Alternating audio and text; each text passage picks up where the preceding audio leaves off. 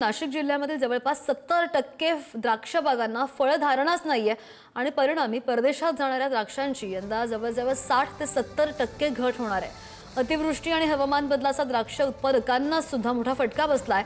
निर्यातक्षम द्राक्ष उत्पादक शेतकऱ्यांसमोर उभं संकट ठाकलेलं आहे आणि अत्याधुनिक शेती करून सुद्धा द्राक्ष उत्पादक अडचणीत सापडल्याचं पाहायला मिळतंय। जिल्ह्यातील शेतकरी हा प्रयोगशील शेतकरी म्हणून ओळखला जातो। विशेषतः द्राक्ष बागायतदार जे शेतकरी आहेत ते नवनवीन प्रयोग करत असतात, अत्याधुनिक पद्धतीने शेती करण्याचा प्रयत्न करत असतात आणि त्याचाच एक भाग म्हणजे मी आता सध्या वडनेर भैरव या परिसरात असलेल्या एका क्रॉप कव्हर असलेल्या द्राक्ष बागेमध्ये आहेत आणि याच द्राक्ष बागेची जर स्थिती बघितली तर खूप चांगल्या पद्धतीने पीक घेण्याचा हा प्रयत्न आहे।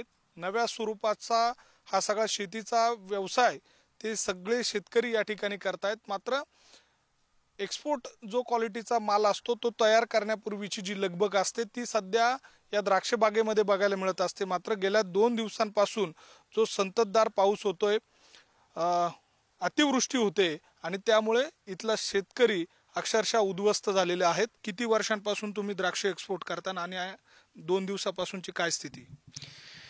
माझं नाव गणेश बाळासाहेब पाचोरकर। मी गेल्या 12-13 वर्षापासून द्राक्ष शेती करतोय। औषध दुकानदाराचे पैसे द्यायचे कसे, मजुराला पैसे द्यायचे कसे, आज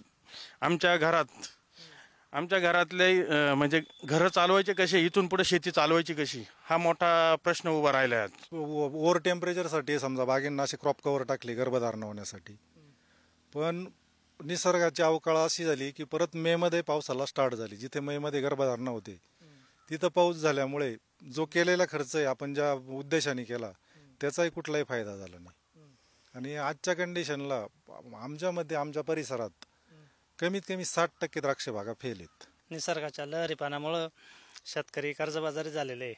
म्हणजे आपण आत्महत्या मराठवाड्यात होताना बघायचो किंवा ऐकायचो, आता परिस्थिती अशी झालेली आहे की आपल्याकडे सुद्धा ती परिस्थिती ओढावणार आणि शासनाचं चुकीचे धोरणं, त्याच्यात निसर्गाचा लहरीपणा, याच्यामुळे शेतकरी फार अडचणीत सापडलेला आहे। व्हिडिओ जर्नलिस्ट जयेश साबळेसह मी किरण ताजने, उडारी न्यूज, वडनेर भैरव, नाशिक।